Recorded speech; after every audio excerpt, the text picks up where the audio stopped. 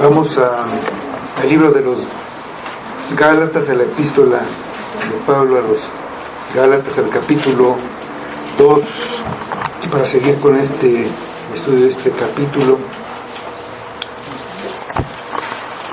Y vamos a tomar los versículos del 1 al 10.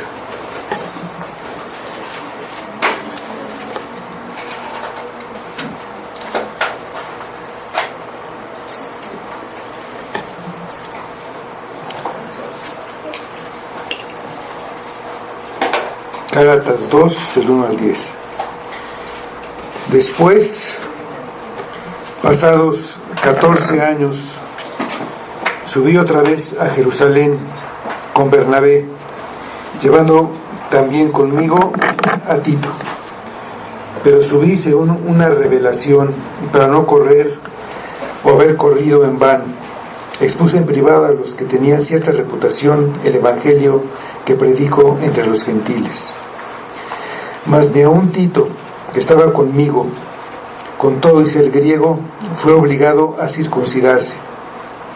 Y esto a pesar de que los falsos hermanos, introducidos a escondidas, que entraban para espiarnos la libertad que tenemos en Cristo Jesús, para decirnos esclavitud, a los cuales ni por un momento accedimos a someternos, para la que verdad del evangelio permaneciese con vosotros.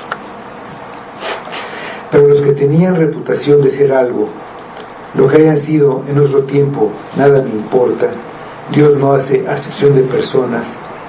A mí pues, los de reputación, nada nuevo me comunicaron. Antes, por el contrario, como vieron que me había sido encomendado el evangelio de la incircuncisión, como a Pedro el de la circuncisión, pues el que actuó en Pedro para el apostolado de la circuncisión, actuó también en mí para con los gentiles, y reconociendo la gracia que me había sido dada, Jacobo, Cefas y Juan, que eran considerados como columnas, nos dieron a mí y a Bernabé la diestra en señal de compañerismo, para que nosotros fuésemos a los gentiles y ellos a la circuncisión. Solamente nos pidieron que nos acordásemos de los pobres, lo cual también procuré con diligencia hacer. Vamos a orar. Señor, te damos muchas gracias por este día. Te pedimos que en él nos guardes, nos mantengas unidos a ti, unidos a Cristo, que estemos juntos buscando tu rostro, buscando tu voz, oírla, entenderla y aplicarla a nuestras vidas. Te pedimos que obres entre nosotros, que tu Espíritu esté aquí con nosotros. Sabemos que te mueves entre nosotros, por aquí caminas, y que tú nos toques con tu misericordia, con tu poder, para que tu bendita palabra haga el trabajo para la que tú le envíes, que nos transforme, que nos muestre quiénes somos,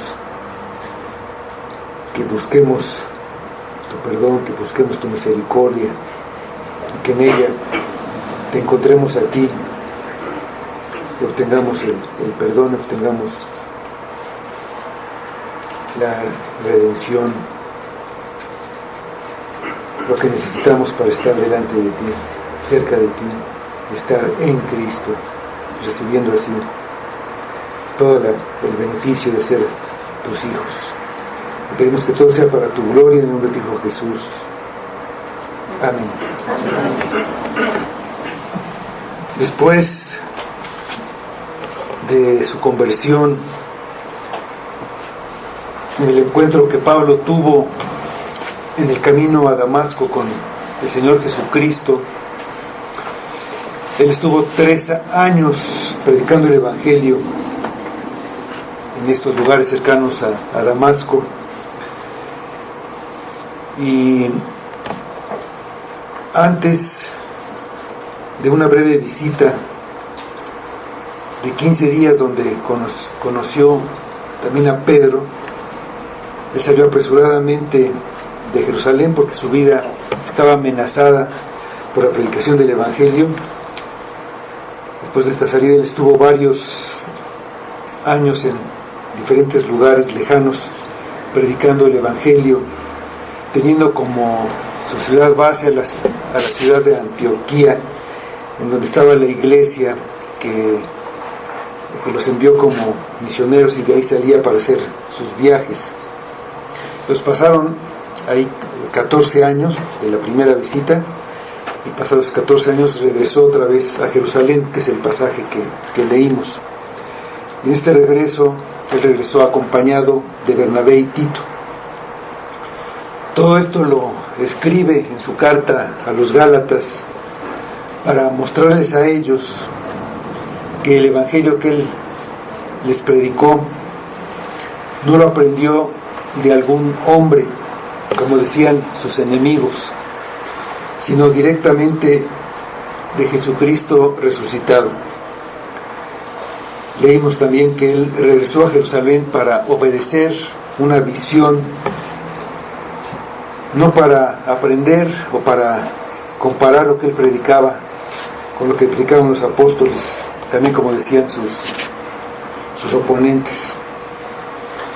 Y también él regresó a Jerusalén a hablar con los apóstoles para que su trabajo no se perdiera, como podía pasar si los que tenían cierta reputación y eran considerados como cabezas de la iglesia de Jerusalén, permitían que sus enemigos siguieran con su enseñanza de que se debía guardar la ley para la salvación como un requisito. Entonces se regresa a Jerusalén y se reúne con estas personas, estos que eran los principales de la iglesia. Y ahí en esta reunión se confirmó que los que tenían reputación en Jerusalén y Pablo predicaban el mismo evangelio y creían exactamente lo mismo. La prueba era que Tito, que era extranjero, no fue obligado a circuncidarse, a pesar de las presiones de los falsos hermanos que entraban en la iglesia para espiar y para quitar la libertad de toda la carga de ritos y sacrificios que había en el judaísmo, para imponerlos nuevamente, someter a esclavitud, de tener que cumplir todo con estos ritos, sacrificios y ceremonias. Que no pidieran la circuncisión de Tito es una prueba de que la circuncisión en particular y todos los otros ritos no tienen nada que ver con la salvación ni con la aceptación de la persona por parte de la iglesia. Entonces Pablo se mantuvo firme ante la presión de los falsos hermanos para que la verdad del evangelio permaneciera con los Gálatas. Ceder en algo significa que se cambiara el mensaje del evangelio, agregar el cumplimiento de la ley a la gracia de Dios y a la obra de Cristo como un requisito para la salvación, era alterar el evangelio y por lo tanto pervertirlo. Por eso Pablo no cedió en ese punto. El motivo de Pablo es que la verdad del evangelio permaneciera en las iglesias, en la de Jerusalén, en las iglesias de Antioquía y también en las iglesias de todos, en la nuestra también. La actitud de Pablo en general era igualarse a los demás, hacerse parecido a los demás en cuanto a su cultura, para evitar un rechazo al evangelio. Pues él se esforzaba por no ofender a los judíos. Lo que no estaba obligado a cumplir la ley, respetaba las costumbres y tradiciones para no causar un rechazo del evangelio. Y él también tenía esta consideración para los gentiles. Vamos a 1 Corintios capítulo 9, versículos 20 a 23, donde él habla de esta manera de actuar en todos los lugares donde él se presentaba llevando el Evangelio. 1 Corintios 9, 20 a 23.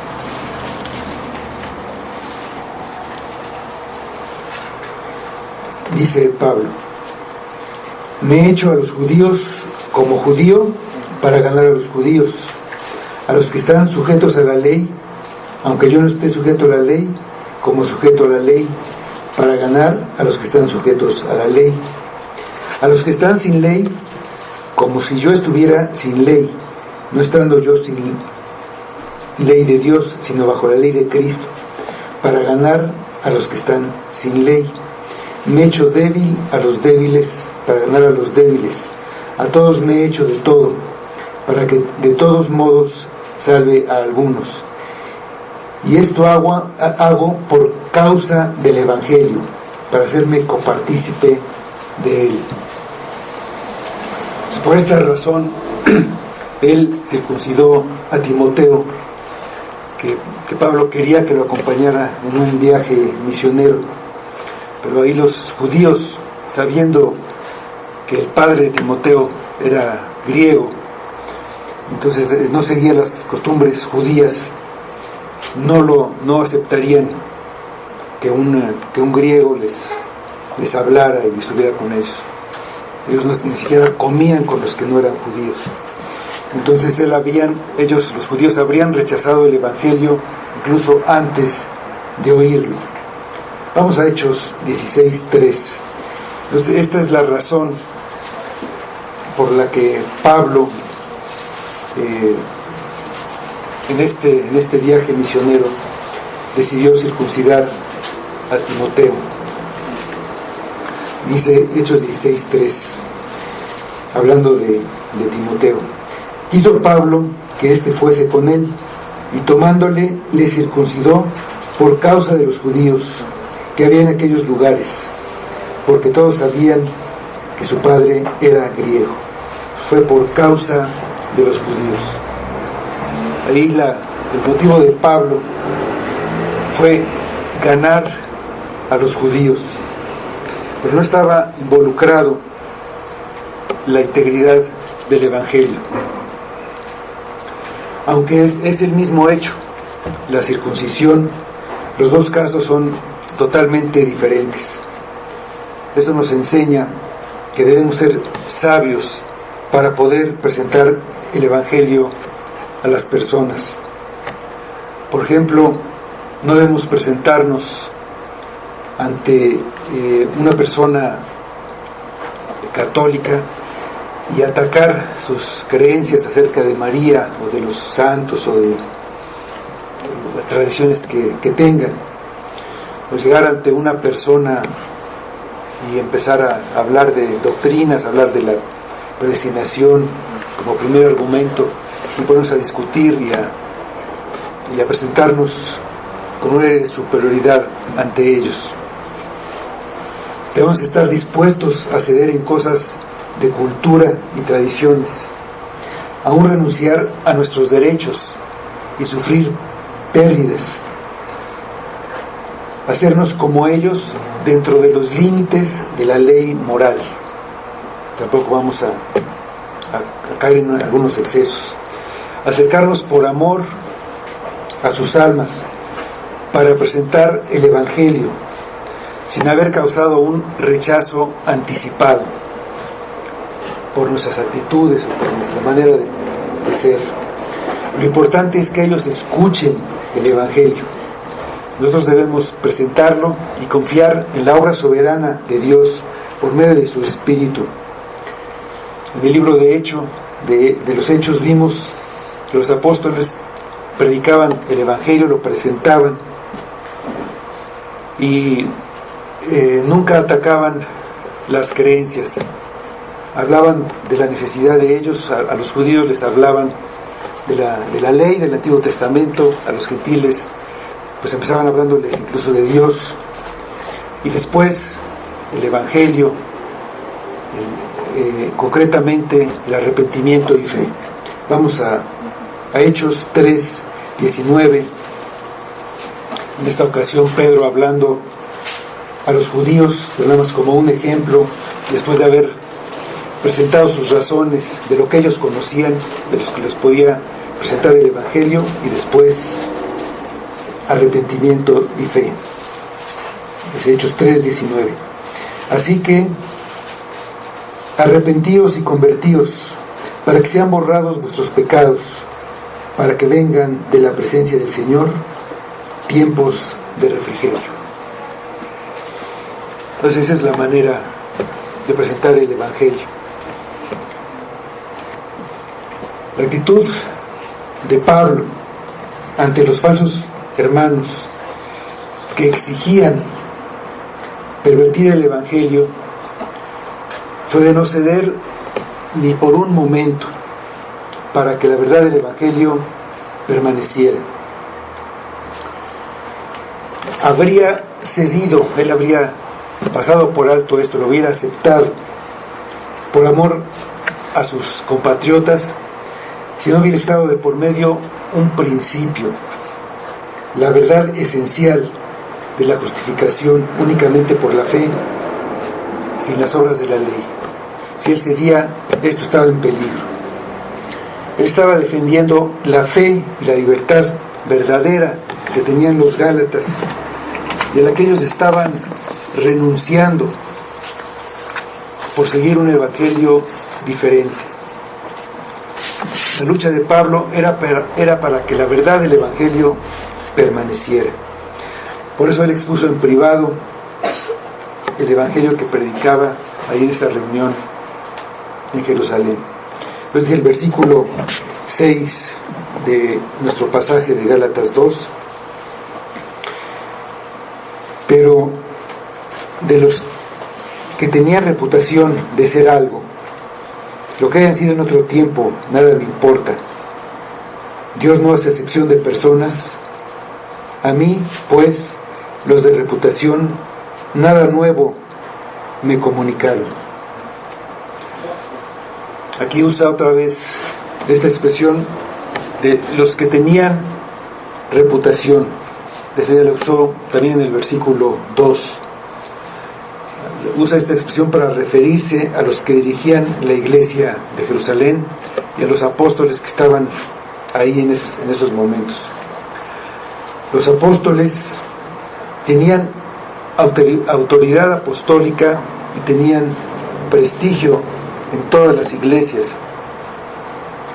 y Pablo no quería quitárselos, pero sus enemigos querían quitárselos a él frente a los Gálatas, y decían que los primeros apóstoles vivieron con Cristo, aprendiendo directamente de él, e hicieron milagros en ese tiempo, mientras Pablo llegó tiempo después y había aprendido de ellos, por lo que él enseñaba era de oídas. Él lo había aprendido, lo había oído solamente, lo enseñaba de una manera incompleta.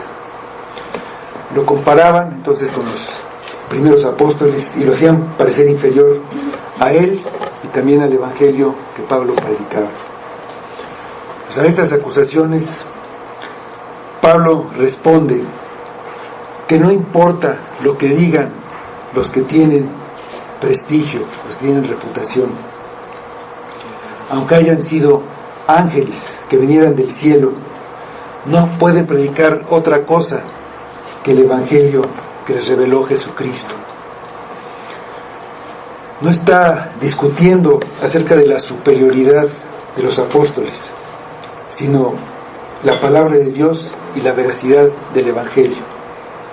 El evangelio es de mayor importancia que todos los apóstoles juntos. No quiere quitarles importancia ni faltarles al respeto. Lo que desaprueba es la comparación que hacen sus adversarios. Que hayan sido discípulos en el ministerio terrenal, o incluso hermanos del Señor, no los hace mejores delante de Dios que Pablo. Él llegó a ser apóstol un tiempo después, como prueba de lo que dice, da un principio que se encuentra a través de toda la Biblia. Dios no hace acepción de personas. Eso significa que Dios es justo en su trato con los hombres. Hacer acepción tiene una relación directa con la justicia. El término acepción tiene que ver con la justicia. Vamos a Deuteronomio, libro de Deuteronomio, capítulo 16, versículo 19. Esto estaba en la ley de los judíos y es una ley que hablaba a los jueces, a los que iban a juzgar al pueblo de Israel. Dice Deuteronomio 16, 19: no tuerzas el derecho, no hagas acepción de personas, ni tomes soborno, porque el soborno ciega los ojos de los sabios y pervierte las palabras de los justos. Entonces, si vamos al diccionario, acepción significa la acción de favorecer o inclinarse a unas personas más que a otras por algún motivo o algún afecto particular, sin atender al mérito o a la razón. Esa es la definición en el diccionario. Y es algo que Dios no hace. Hacer acepción de personas es hacer una diferencia entre una persona y otra por una preferencia personal o por un prejuicio. Por ejemplo, dar la razón al rico sobre el pobre solamente porque la persona es rica. Y también al revés, dar la razón al pobre sobre el rico solamente porque es pobre. O acciones también como escoger a un blanco sobre un negro porque es blanco, o a un hombre en lugar de una mujer solamente por ese hecho, porque es hombre o porque es mujer. Hacer acepción es algo injusto. Dios es juez justo. Hacer acepción de personas es en contra de la justicia. El juez que hace acepción está a favor de algunas de las partes antes de que empiece el juicio. Entonces es lo que se llama ser parcial a alguien. Da como resultado una falta de neutralidad y una insegura rectitud en el modo de juzgar o de actuar. La acepción de personas está relacionada con la justicia de Dios.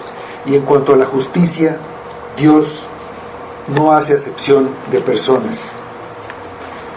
En la salvación, Él no da preferencia a los judíos por ser judíos para la salvación. Los judíos pensaban que sí, que por ser judíos ellos tenían una cierta preferencia, o bueno, más bien eran los únicos que se podían salvar. Pero Dios no hace acepción de personas, no es como ellos pensaban.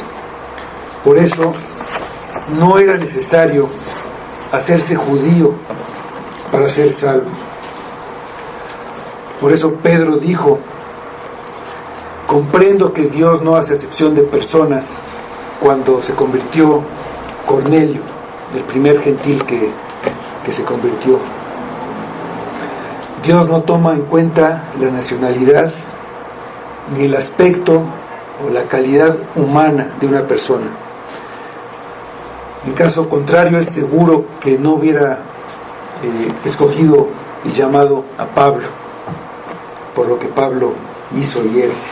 En cuanto al juicio, Dios no hace acepción de personas. Vamos a 2 de Crónicas 19, 6 y 7, en donde se está nombrando a los jueces y el rey les dice a las personas que ellos juzgan en lugar de Dios. Ellos deben de actuar de una manera como Dios actuaría. Segunda de Crónicas 19, versículos 6 y 7.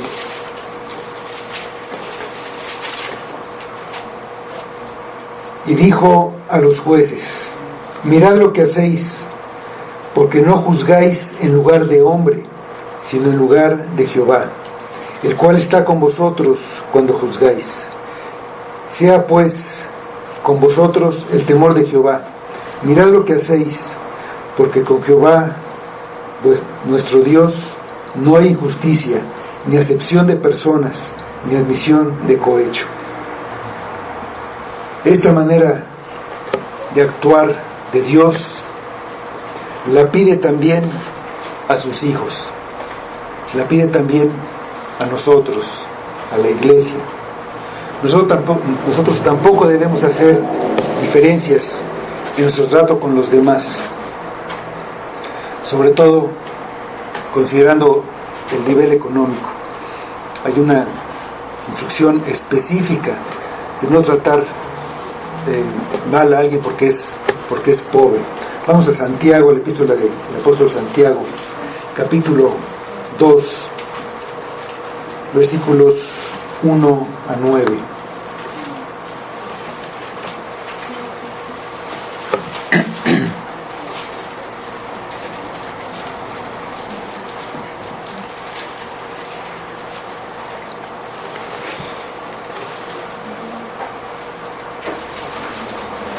Santiago 2, 1 a 9 dice: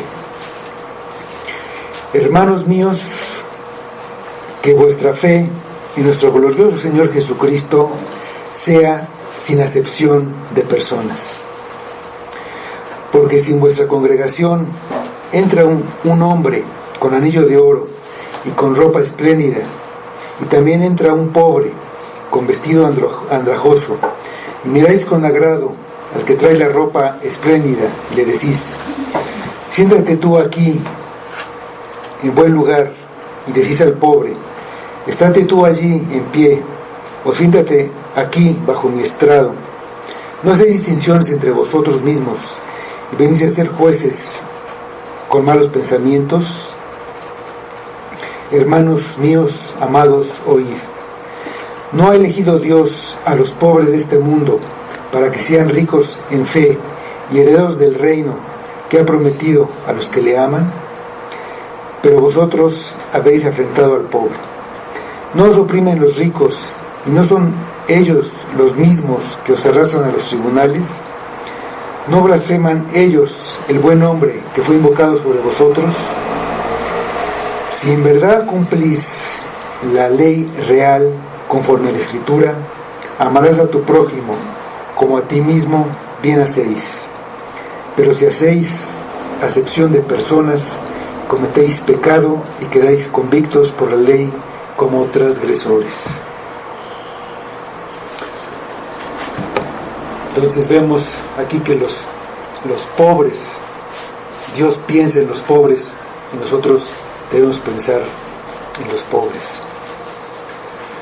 Para hacer una decisión o una elección a favor o en contra de alguien, lo que debemos tener en cuenta son los hechos o los méritos que tenga una persona y nuestra razón al hacer un juicio. No debemos tomar en cuenta ni su nacionalidad, ni sus estudios, su raza o su edad. Eso es lo que es justo, no tomar en cuenta esto. Dios toma en cuenta a la hora del juicio las obras de cada persona. Vamos a Apocalipsis 20, versículo 12.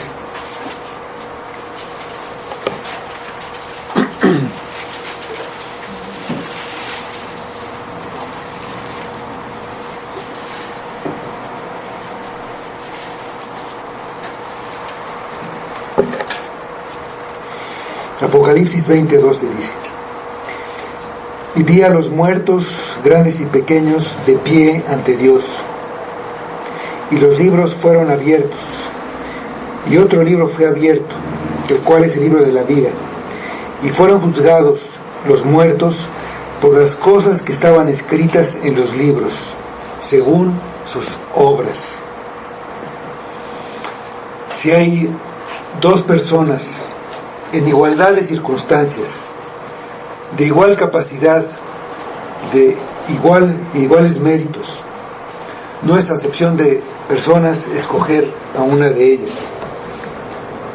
Tampoco lo es escoger a una de entre dos igualmente indignas y no merecedoras.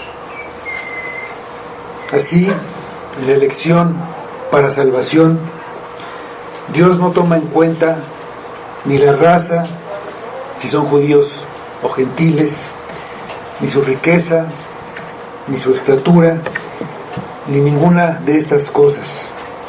Por lo que para la salvación, Dios no hace acepción de personas.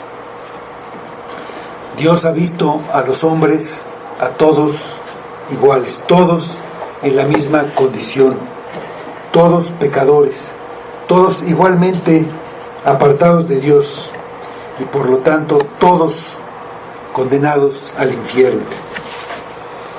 Dios no puede ser acusado de injusticia ni de hacer acepción de personas por haber elegido de entre todos ellos a algunos para la salvación y a otros no. La salvación es un acto de misericordia, no es un acto de justicia. Si fuera solo de justicia, todos los hombres quedarían condenados. Cuando decide salvar a un hombre, está en acción su misericordia. Elige de entre pecadores indignos y merecedores de la muerte, en igual manera, salvar a algunos de ellos. Ni el que es escogido puede decir que Dios lo salvó porque era alguien justo, o porque tenía buen corazón, o porque hizo lo correcto. Ni el que no fue elegido puede acusar a Dios de ser injusto. Él actuó con misericordia. Vamos a Romanos 9, versículos 14 a 17. Si Dios salva a alguien que no lo merecía, no está siendo injusto. Está dándole un favor, una gracia que no merecía, pero no está obligado a dárselas a todos. Dice estos versículos: ¿qué pues diremos? ¿Que hay injusticia en Dios? En ninguna manera. Pues a Moisés dice: tendré misericordia del que yo tenga misericordia, y me compadeceré del que yo me compadezca. Así que no depende del que quiere ni del que corre, sino de Dios que tiene misericordia. La Biblia enseña que la elección del hombre es incondicional. Es decir, que Dios no basa su selección en alguna condición que cumpla el ser humano. Eso haría la salvación por obras o méritos, y no es así. La salvación por parte de Dios se basa en su misericordia inmerecida, un don o un regalo de Dios que no se merece. Eso es lo que es la gracia. La salvación es solamente por gracia. Dice Efesios 2:5: por gracia sois salvos. Si aún estando vosotros muertos en pecados, nos dio vida juntamente con gracia. Por gracia sois salvos. No está basada en la condición de tener fe, Si Dios mostrara su misericordia a los que la merecen por tener fe, sería porque la merecen, ya no sería por gracia. La fe es un don de Dios que Dios concede a los que eligió para su salvación.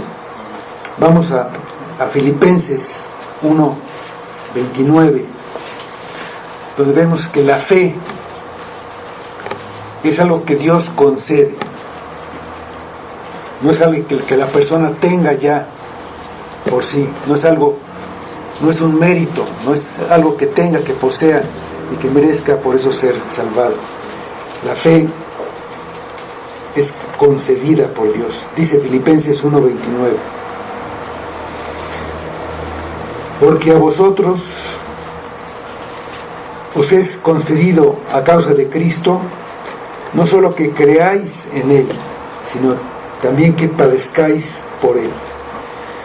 Los que podamos creer en Cristo es una concesión, es un don, algo que Dios nos da.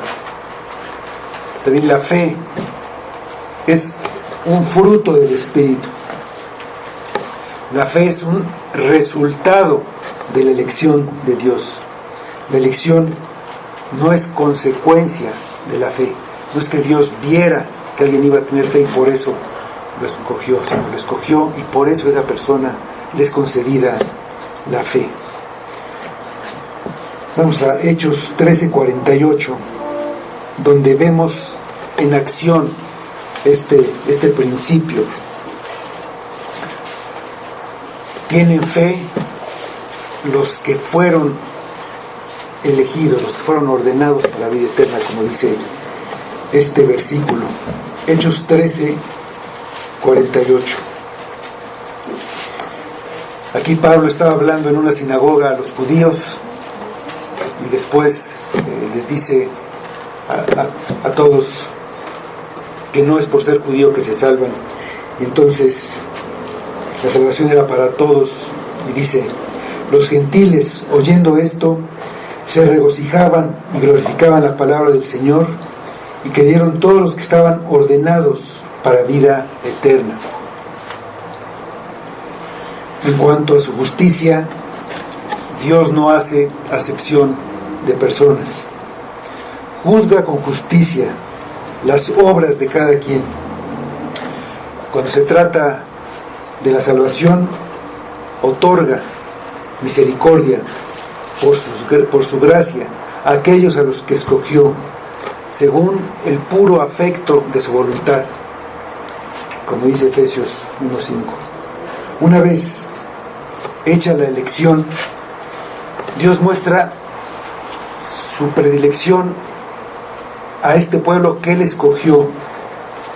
Él lo escogió, son de su propiedad, Él los da a Cristo, les da un pueblo a Cristo para que reine sobre Él. Entonces Él cuida y protege a este pueblo para que se cumpla el propósito para el que los escogió, para hacerlos como Cristo. Vamos a Romanos 8, versículos 28 a 30.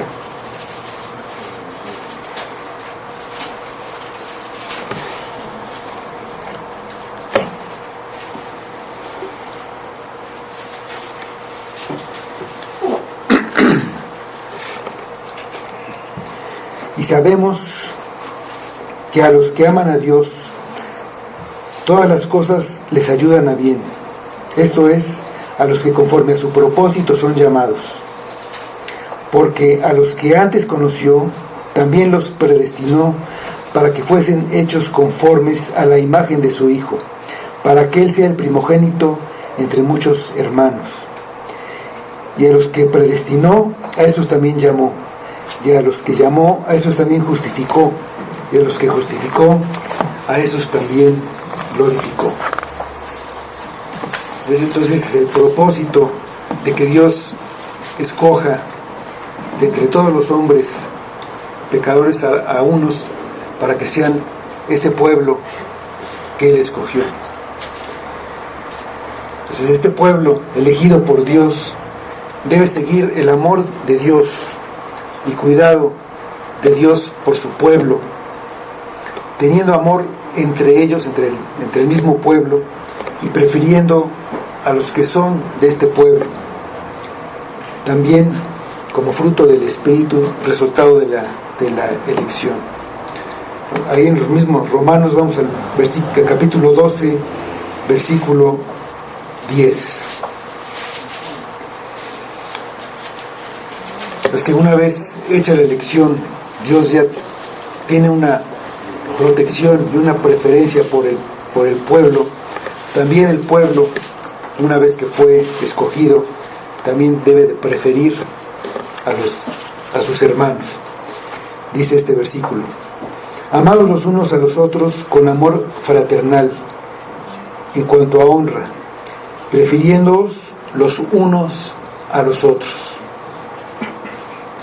Entonces Pablo les recuerda a los Gálatas y a sus enemigos que Dios no hace distinción entre las personas. Para Dios, la dignidad y la autoridad de los hombres no significa nada. Lo importante es su palabra, no quien la diga. Muchos nos dejamos llevar por las apariencias y seguimos a un hombre. Lo seguimos porque puede tener algunas cualidades, puede tener cultura, puede tener simpatía, personalidad, pero las personas fallan. No debemos seguir al hombre, a ninguno, solamente a Jesucristo. Vemos esto en el ministerio de Jesús. Él escogió a jóvenes pescadores sin preparación, temerosos. Esto para que la gloria fuera únicamente para Él. Ahora estos pescadores tenían prestigio, eran reconocidos, pero eso tampoco no importaba. Al principio no eran nada. Dios los había hecho crecer, pero lo importante es la palabra de Dios, para que fuera para la gloria de Dios. Por eso Él escoge a personas indignas. Vamos a 1 Corintios 1, 27 a 29.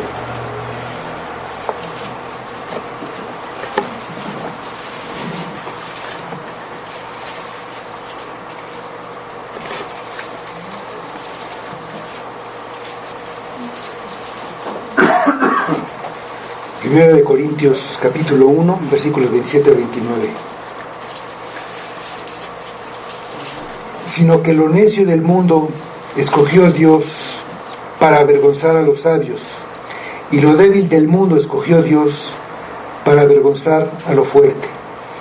Y lo vil del mundo y lo menospreciado escogió Dios, y lo que no es, para deshacer lo que es, a fin de que nadie se jacte en su presencia.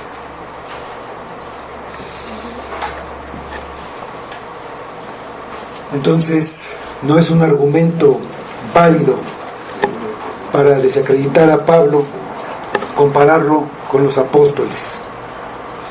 Y si eso no bastaba, los que tenían prestigio ahí en la ciudad de Jerusalén no le dijeron nada nuevo a Pablo. Cristo en su revelación le había enseñado todo. Era el mismo evangelio. Tampoco le dieron el encargo de predicarlo. El evangelio y la misión de predicarlo, las dos cosas le fueron dados por Jesucristo. Regresando a nuestro pasaje en Gálatas, los versículos 7 al 9, es la misma oración, es un poco larga. Dice así: antes, por el contrario, como vieron que me había sido encomendado el evangelio de la circuncisión, como a Pedro, el de la circuncisión, pues el que actuó en Pedro para el apostolado de la circuncisión, actuó también en mí para con los gentiles. Y reconociendo la gracia que me había sido dada, Jacobo, Cefas y Juan, que eran considerados como columnas, nos dieron a mí y a Bernabé la diestra, el señal de compañerismo, para que nosotros fuésemos a los gentiles y ellos a la circuncisión. Entonces, los que eran reconocidos en Jerusalén comprobaron que era el evangelio puro el que predicaba Pablo, ahí en la exposición privada que les hizo.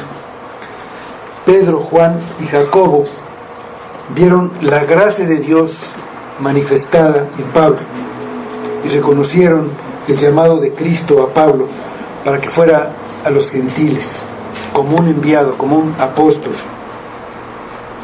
al que Jesucristo le encargaba especialmente esta misión. Fue un instrumento escogido para llevar el evangelio a los que no eran judíos. Vamos a Hechos 22-21, donde Jesucristo está hablándole a Pablo en una visión, y entonces le dice esto.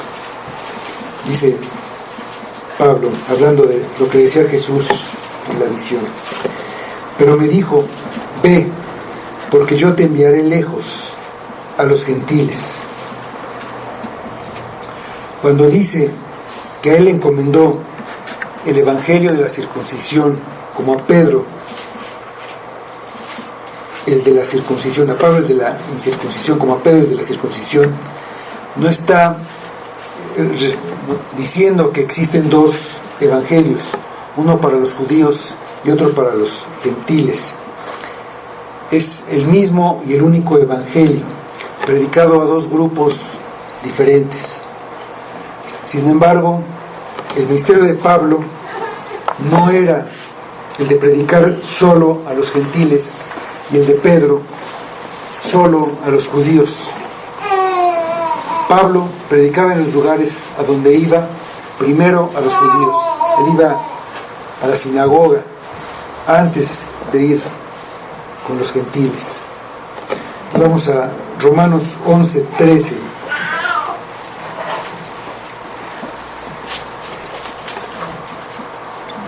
Donde vemos que había un llamado especial para Pablo. Él era un apóstol a los gentiles. Dice Romanos 11:13: porque a vosotros hablo, gentiles, por cuanto yo soy apóstol a los gentiles, honro mi ministerio. Entonces, Pedro también fue el primero que predicó a un gentil, pero el encargo principal para Pablo era predicar a los gentiles, y Pedro había sido usado por Dios principalmente para predicar a los judíos. Pues Pablo, en la carta a los Gálatas, menciona en particular a Pedro, que era considerado como un representante, un líder de todos los apóstoles, para mostrar a las iglesias de Galacia que él mismo es considerado al mismo nivel de apostolado. Si a Pedro le fue encomendado este ministerio y a mí este otro, estaban al mismo nivel. Entonces les dice esto de Pedro para mostrar que tiene la misma calidad de apóstol. Dice a los Gálatas, casi como diciéndoles en otras palabras: los falsos hermanos señalan en mi contra la autoridad de los grandes apóstoles, los que tienen prestigio, pero yo muestro esa autoridad en contra de ellos, porque los apóstoles están de mi parte. Me dieron la diestra como una muestra de que estamos unidos en todo, y aprobaron mi ministerio. Lo que dicen los falsos hermanos es mentira, no deben creerlo. Si el mismo Dios que actuó en Pedro, también actuó en mí. Es verdad que la predicación de Pedro fue usada para convertir a muchos judíos y fue acompañada de grandes milagros que confirmaban su apostolado por parte de Dios. Vamos a Hechos 5, 14 a 16. Recordando que había Jesucristo prometido señales para que se reconociera la obra de Dios en los que lo seguían, en los que Él enviaba. Dice Hechos 5, 14 a 16. Y los que creían en el Señor aumentaban más, gran número así de hombres como de mujeres, tanto que sacaban los enfermos a las calles y los ponían en camas y lechos, para que al pasar Pedro, o a lo menos su sombra, cayese sobre alguno de ellos.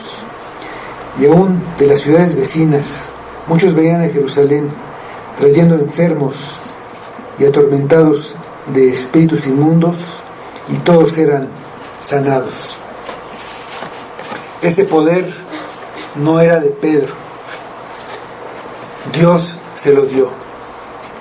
Y Pablo tenía el mismo poder.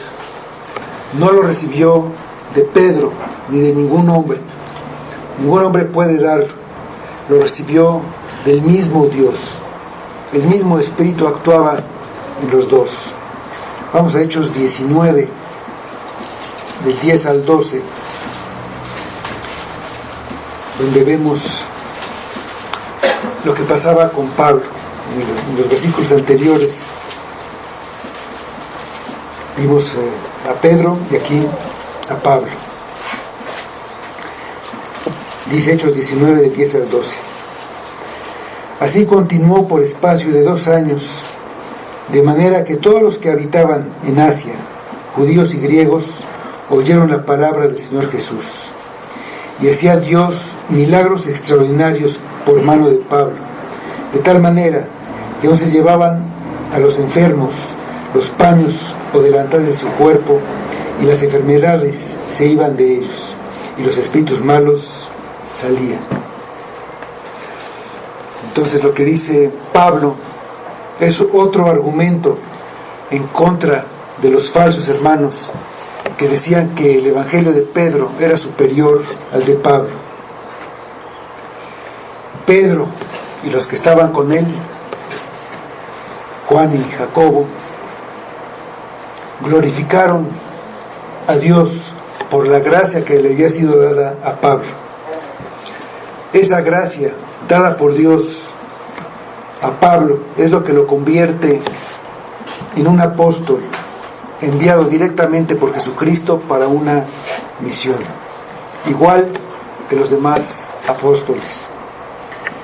Estos que tenían gran reputación en Jerusalén, que eran considerados como columnas de la iglesia y eran usados por los enemigos de Pablo para hacer comparaciones y desacreditar a Pablo, estaban de acuerdo en todo con Pablo. Sellaron la unidad dándose la mano.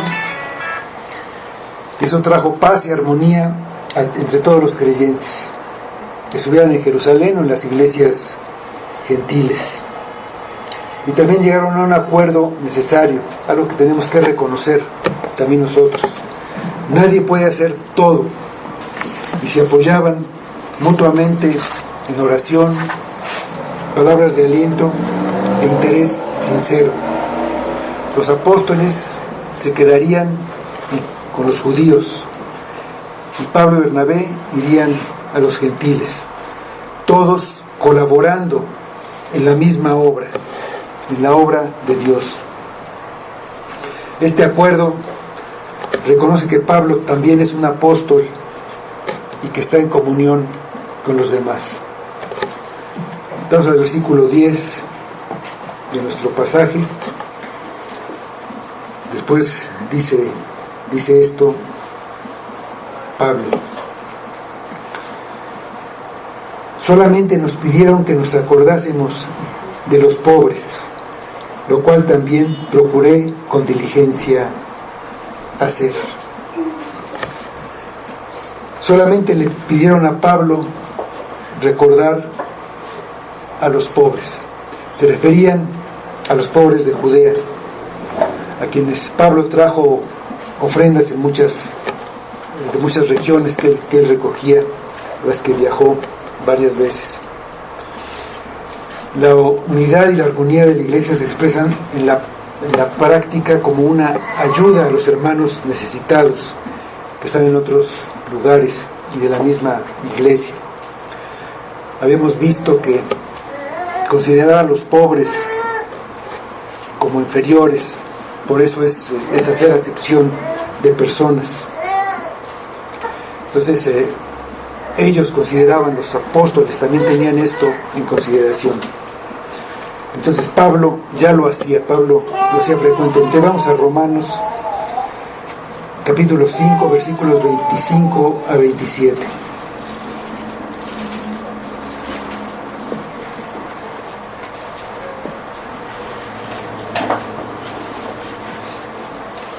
Y aquí da Pablo una razón por la que especialmente recogía ofrendas para los judíos. Romanos 15, 25 a 27.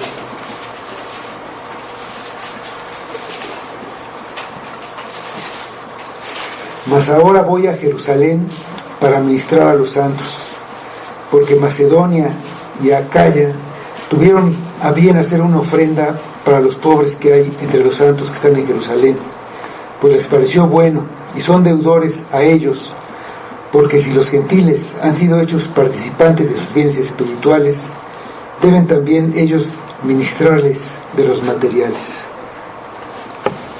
Cuando Pablo oyó de esta petición, él responde que ya estaba en su corazón a hacer algo al respecto. Nos preocupamos nosotros por nuestros hermanos pobres o por los necesitados. Es algo que ya está en nuestro corazón. Es una deuda de gratitud que tenemos los creyentes por todos los beneficios recibidos. Los que han recibido misericordia deben ser misericordiosos. Vamos a 2 de Corintios 8, 9.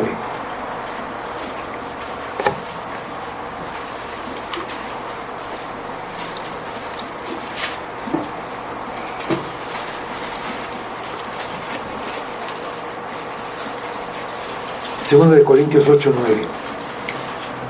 Porque ya conocéis la gracia de nuestro Señor Jesucristo, que por amor a vosotros se hizo pobre, siendo rico, para que vosotros con su pobreza fueseis enriquecidos. Cristo se despojó de todo, renunció a todo para darnos la riqueza de su gloria. Éramos tan pobres y tan ciegos que ni siquiera podíamos ver nuestra gran necesidad. Es más pobre el que piensa que la riqueza se mide por el dinero que tiene. Vamos a Apocalipsis 3, 17.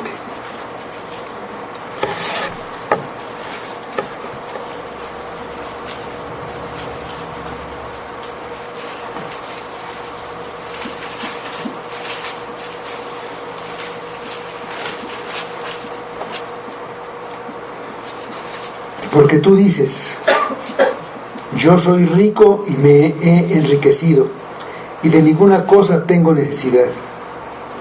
No sabes que tú eres un desventurado, miserable, pobre, ciego y desnudo. Si no tienes a Cristo, estás en la miseria, estás en bancarrota. Si no lo conoces verdaderamente, ven a Cristo para que seas enriquecido.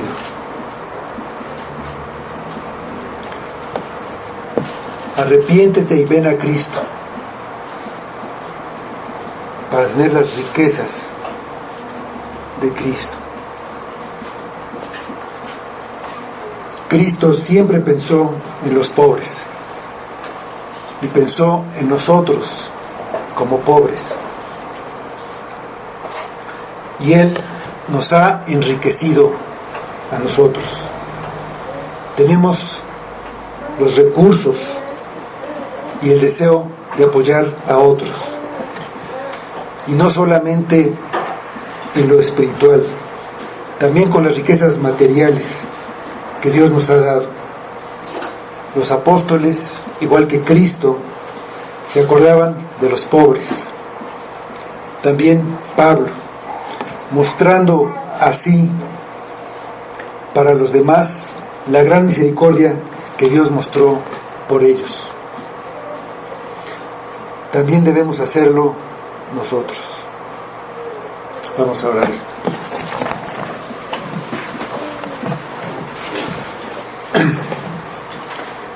Señor, te damos muchas gracias por tu gran misericordia.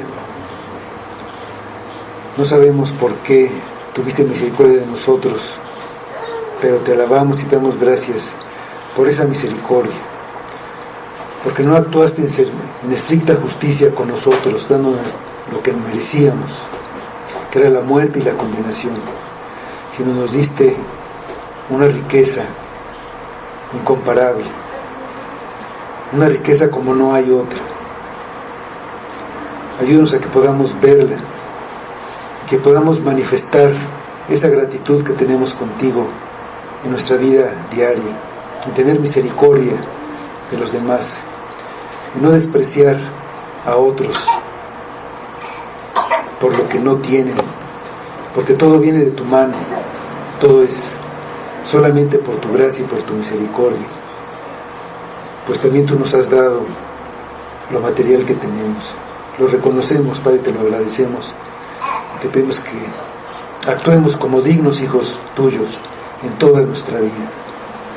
Que tu palabra obre en nosotros para que sea formado Jesucristo y actuemos como Él actuó, despojándonos de todo, para ti y para tu gloria. Lo pedimos por Cristo, para tu gloria. Amén.